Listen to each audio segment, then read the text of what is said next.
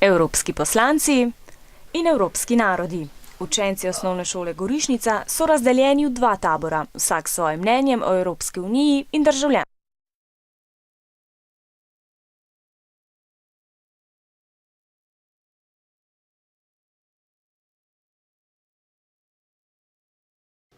Evropski poslanci in evropski narodi.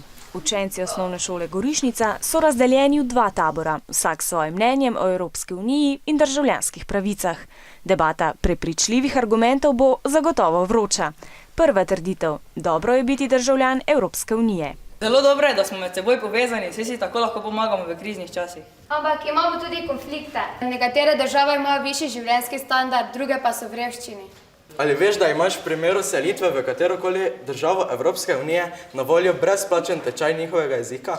Res je, da Evropa ponuja stalne možnosti, ampak nekateri mladi iz revnejših družin si tega ne morejo privoščiti, čeprav si želijo. Ampak mladi imajo pravico študirati po vsej Evropski uniji. Vsak prispeva svoj pogled. Če država nima denarja, jim morajo druge evropske države pomagati iz krize, je naslednja trditev.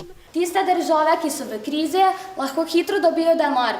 In potem, ko si jo pomorajo, ta denar vrnejo, zato ni revščina v državah.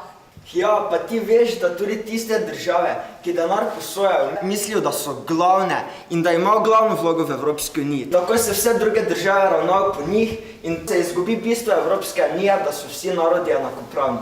Tudi ostali državljani Evropske unije imajo različna mnenja. Pomembno je, da o njih razpravljamo in se med seboj poslušamo.